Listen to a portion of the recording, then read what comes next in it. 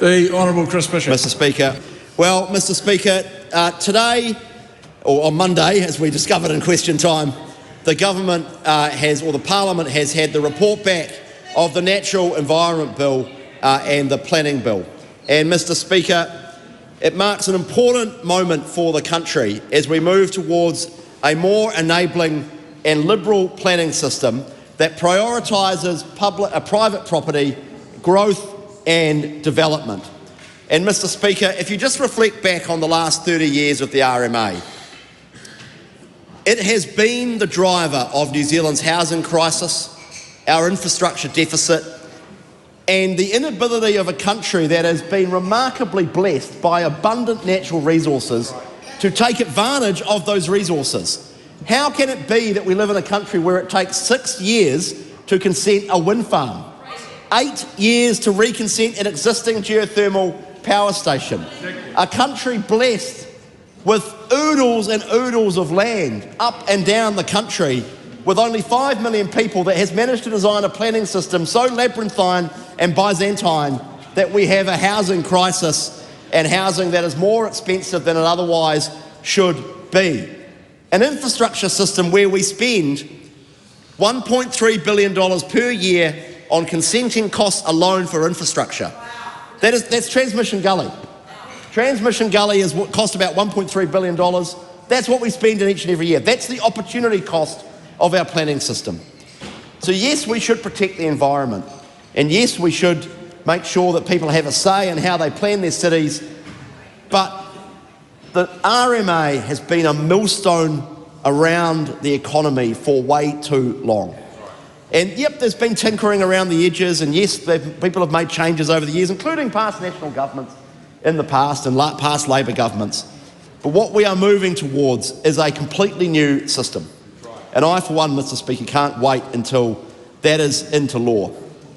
Clear goals, abundant development opportunities, clear limits for the environment, and a much more streamlined system that removes some of the choke points, the red tape in the system. So it's a banner day for the country, and I think it will be hopefully one of this government's more sustained legacies, alongside the fast-track regime, which I am very proud to have developed alongside the Honourable Shane Jones, which is really making a difference. And we've had the draft approval for the Hananui Aquaculture project. And isn't it extraordinary? In 2004, Parliament set aside settlement areas for iwi around the country as part of a big settlement for commercial aquaculture claims by Maori. 22 years later, not a single aquaculture area has been consented. And the Waitangi Tribunal is currently conducting inquiries into almost every aspect of New Zealand. I would put it to the House that the inability for mana whenua to develop their own aquaculture areas that Parliament and the government granted is a contemporary breach of the treaty.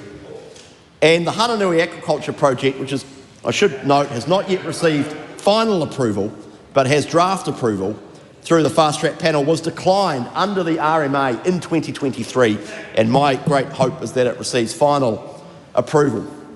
So while we're getting on with the job of fixing the basics and building the future, Mr Speaker, sorting out the mess left behind and actually dealing with the fundamental systemic issues affecting the economy, the other side of the House is in complete and utter disarray, Mr Speaker. Complete and utter disarray. We are yet to hear from the Labor Party how they will cope with the $18 billion bill that they have to front up and explain that is in their budget numbers. Because the Labor Party has spent 3 years, or nearly 3 years, they have spent 3 years making spending commitment after spending commitment. Wind back pay equity, more money for this, reverse the public service cuts, more money for this, more money for that. And what they're about to discover in the next few weeks is that their numbers don't add up.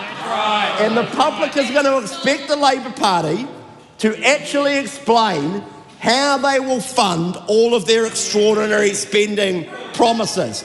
And this election is going to be fought on, number one, who's got the best plan for New Zealand's future, and actually having policies is a good start. So I reckon we're started up on the right foot there. And the second thing it's going to be fought on is whose books add up. And I know which side of the house I'd rather be on because of that.